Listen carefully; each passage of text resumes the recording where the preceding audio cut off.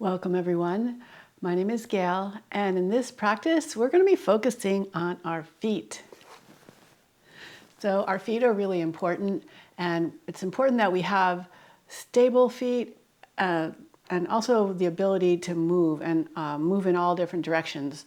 So our feet have actually 26 bones in them and 33 joints, over 100 tendons and ligaments, and that means they're meant to move. They're meant to twist.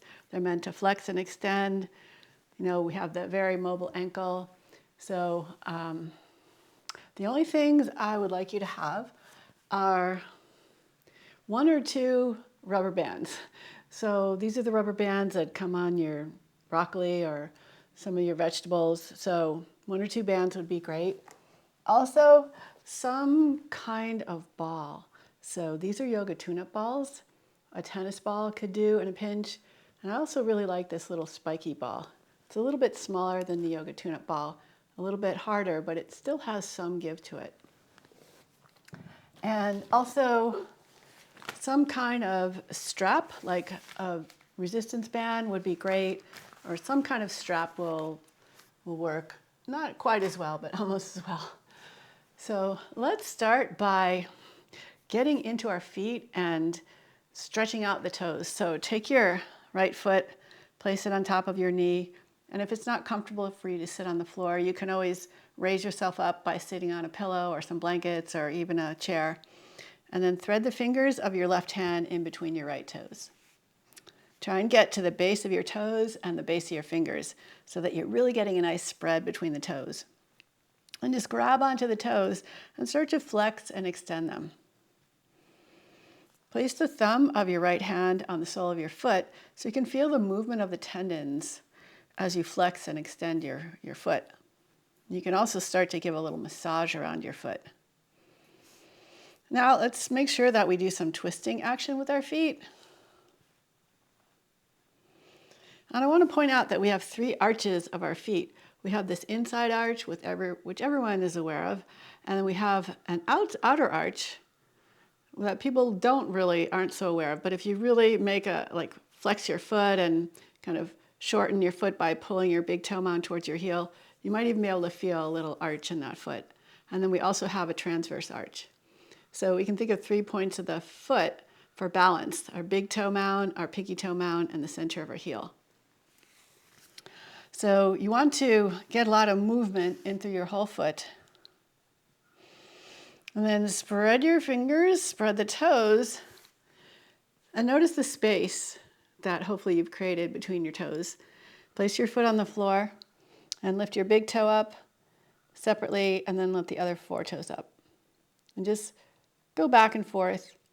If this is the first time you've done this and this is difficult, you could actually use your fingers, kind of train your brain what you want it to do, what you want your feet to do.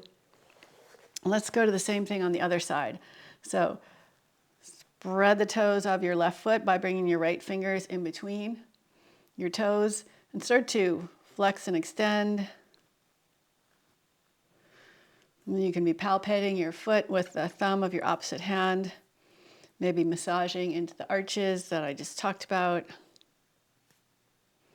And make sure you give your foot some twisting action. This is so healthy for your feet. Our feet are meant to move. They're not meant to be stuck in these shoe coffins, in these foot coffins that we call shoes, or just always be on flat ground. So now spread your toes, spread the fingers, admire the space between your toes. Place your foot down and lift your big toe up and the other 4 toes. And you want to do this not by rocking your foot to lift the toes, but keeping your foot grounded through those 3 points of the foot that I talked about, the tripod of the foot, and lift and lower your toes. And with practice, this should become a lot easier if it's difficult for you now. Okay, so now let's take these bands that I asked you to get, and actually let's place them around the base of your foot, of your big toe, and more towards, more near the top. Let's come up to standing and stretch your feet apart so there's tension on the bands and your big toes are being pulled inward. Because shoes tend to make our toes like go in the direction of the rest of our toes, and that creates bunions and lots of problems. So we want a nice wide base for our feet. Now see if you can lift your big toe mounds up and then keep the big toes down, lift the other 4 toes up.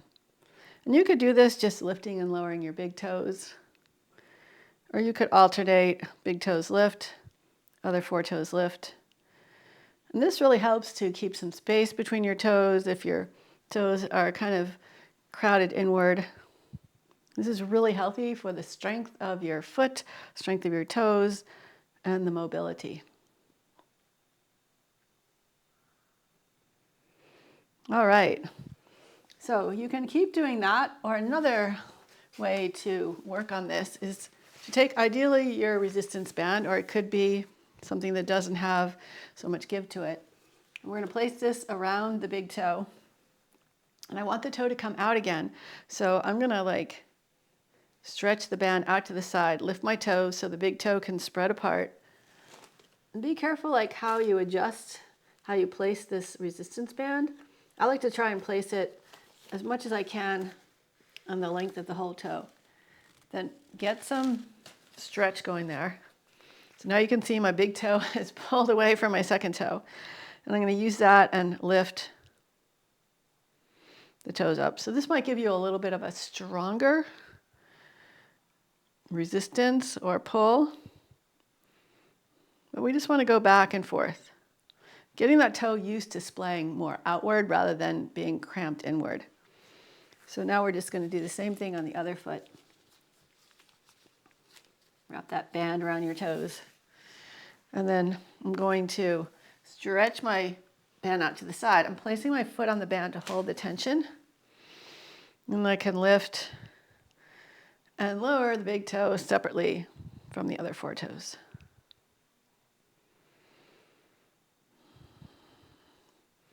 So this actually will feel really good. If it doesn't feel good now, it'll feel good once it's over. And now we'll just slowly come out of that. Take your ball, your tennis ball or your spiky ball, whatever you've got. And if you're using a golf ball, make sure you're really gentle because those golf balls are unforgiving. And we're going to place the ball first underneath toward the outside of the foot. And all we're going to do is rotate at the hips. So this is putting a little pressure on the ball, kind of getting the fascia maybe a little bit, moving a little bit easier. And then I like to just roll across all the arches of the foot. So the inner arch, the outer arch, across the transverse arch. So pinning my heel and just rotating foot back and forth. And then I just call it like random, just kind of move all around. Into the heel, covering the whole surface of the foot as best you can. This is really going to stimulate some circulation, maybe break up some adhesions in your fascia. A lot of people have problems with, with a really tight plantar fascia of the foot. They develop something called plantar fasciitis. I've never had it, but I've heard it's very painful. And it most likely could be avoided if you took better care of your feet, gave them this TLC. So now just notice the difference between your 2 feet, how they feel. Now let's work the other foot. So I'm just going to demo with this little spiky ball.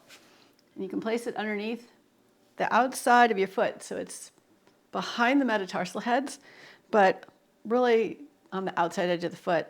I'm just going to twist my hips, which is going to change the pressure on the ball.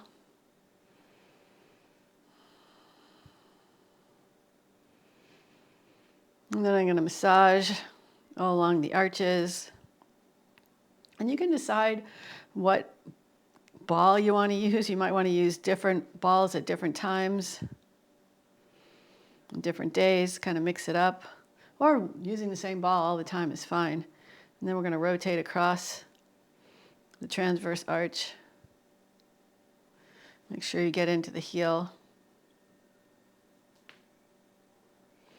Good. And again, we're going to stand just to notice how your feet feel. Now, from standing, see if you can lift and spread all your toes. Spread the toes out apart from each other and lower them down. And see if you can see the color of the mat in between all your toes. Now, notice if you're gripping with your toes. And if you are, can you relax the toes?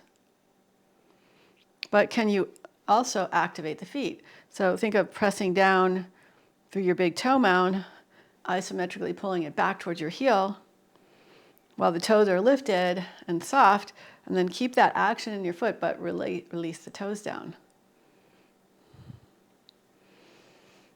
Good. And now we'll just like bend your knees forward. And notice how the front of your ankles feel, how the back of your ankles feel. So we're working on some dorsiflexion of the front of the ankle and a little stretch near the Achilles tendon. And you want your knees to be, like when you bend your knees forward, you should be able to see at least part of your big toe, or aim for that.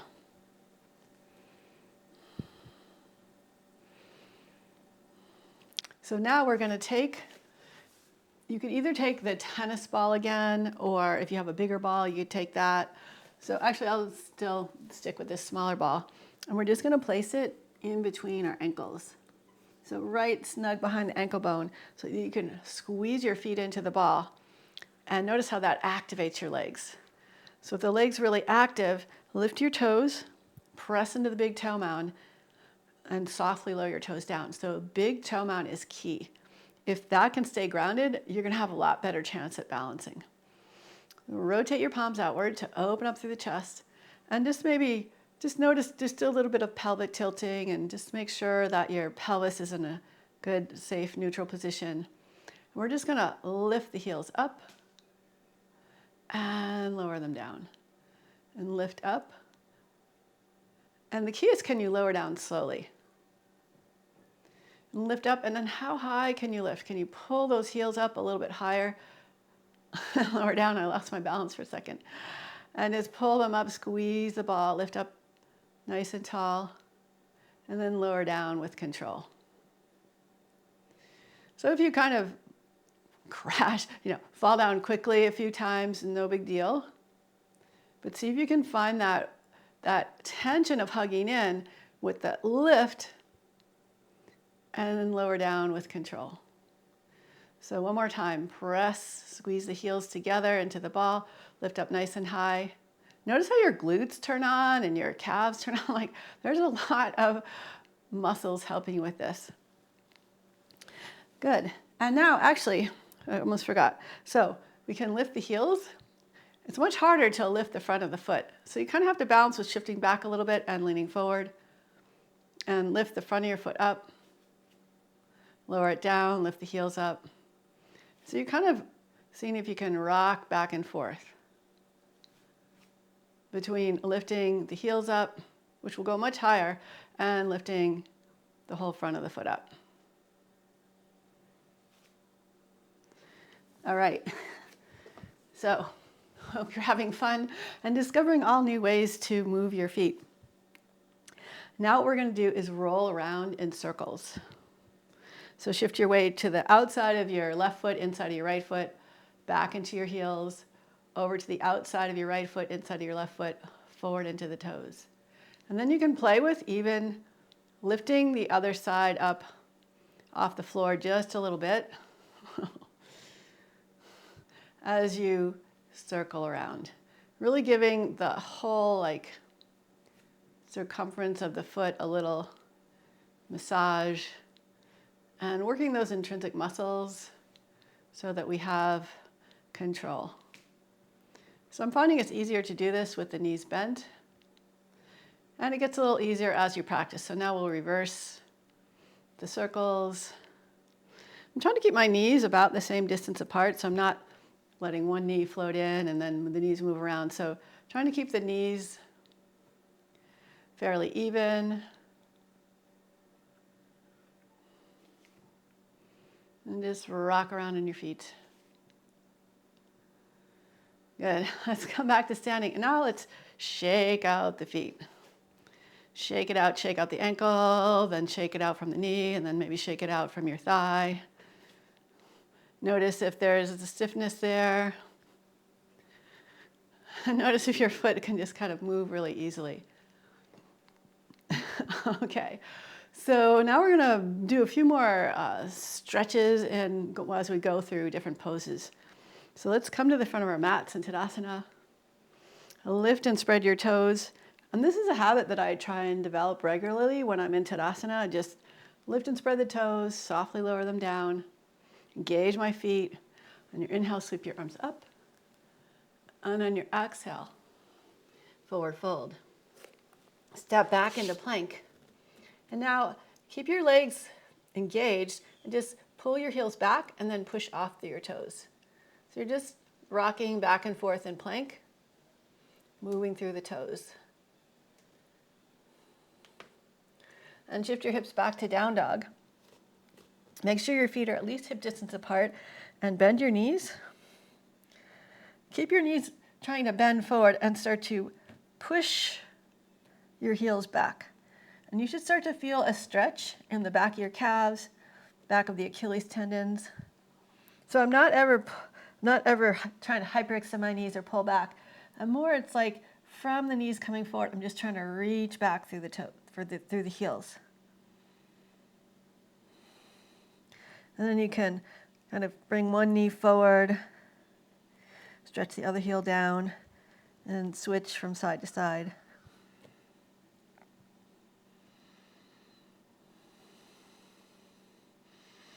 And pick your right foot up, swing it all the way off to the left, bend your left knee, and reach down through your right heel as you keep pushing your hips back. The key is pressing down through that heel. And let's switch sides.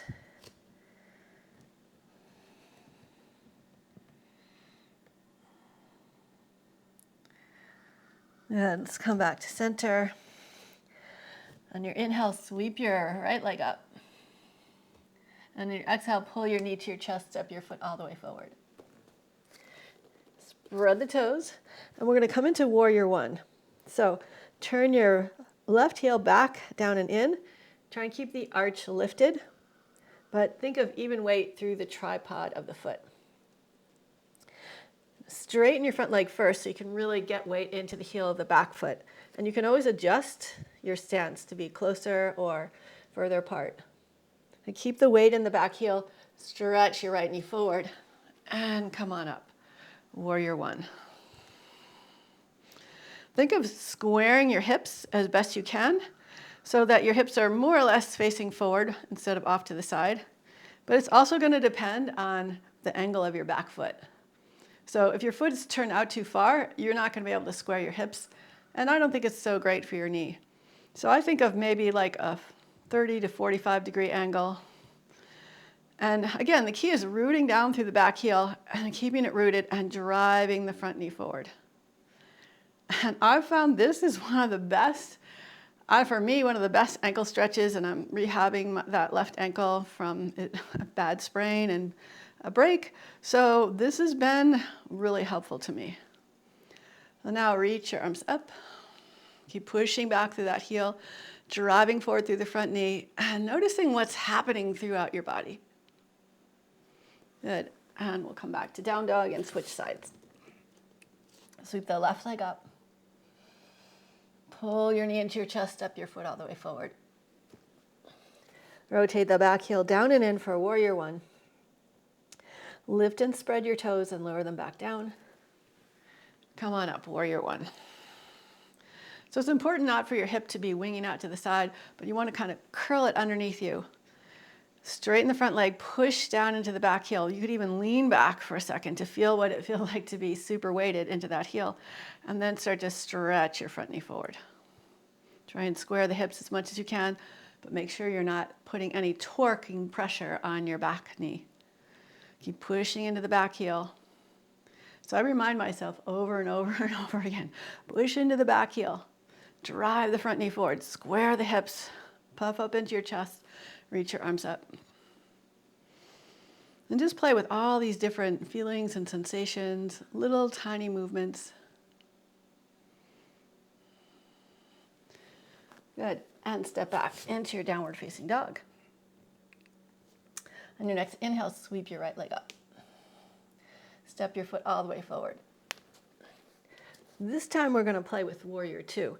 So this time you bring your foot is more open to the side. Your toes are pointed more toward the side, but you don't want them pointing backwards at all. A little bit forward. Lift and spread the toes of the front foot. Engage your right glute and kind of bring it in towards the center line of your body. So you can think of towards the inside of your foot or a little bit to the left. And come on up, warrior two.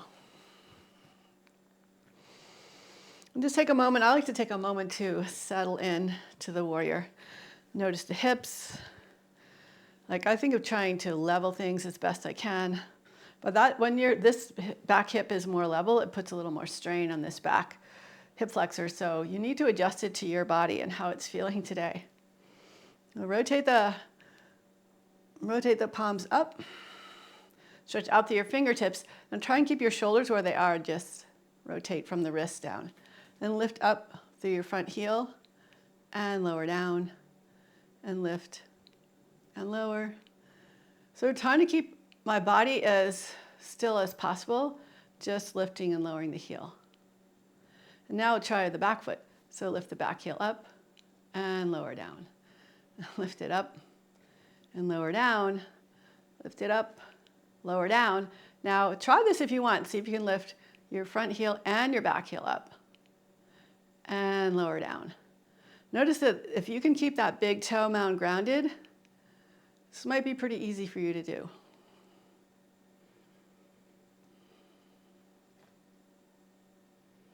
Good. And now we're just going to subtly try and roll out the ankle. So I'm lifting the inner arch a little bit more and then rolling it inward. So just trying to rock the foot back and forth a little bit.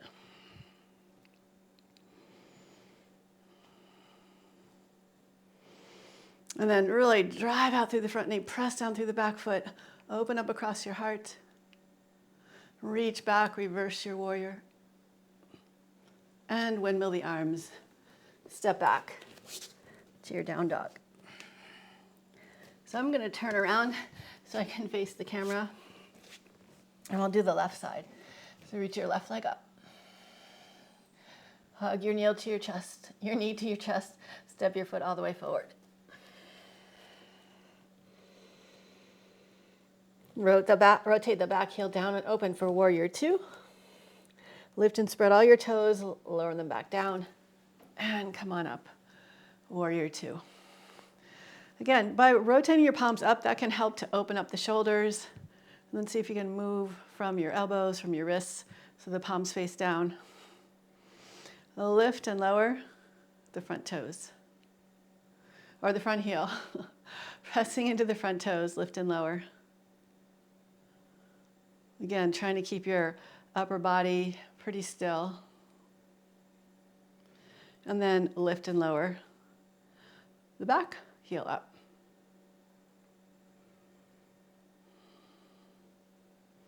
And now can we lift and lower both heels, front and back together.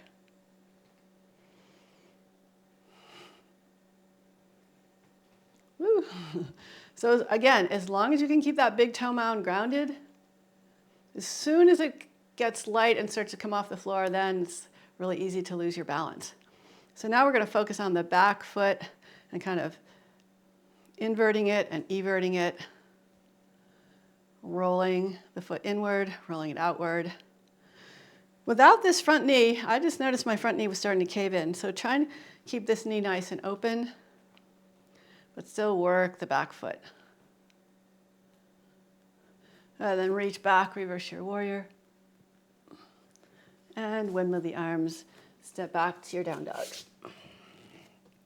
Again, just kind of pedal your feet. Walk out through your down dog, and then walk your feet halfway forward, your hands back, come into a squat. And if you can't quite get your heels down in a squat, it may come with time and it may not come. We all have different shaped hip sockets. But if you can, just think of sinking your hips down, maybe rounding through your back. And lower your hips to the floor. Come back to a seated position.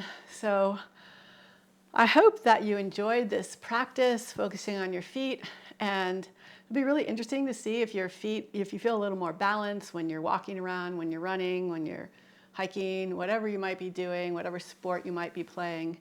So I would love it if you would leave a comment and subscribe, hit the notification bell, tell your friends. Thanks a lot for joining me. See you soon.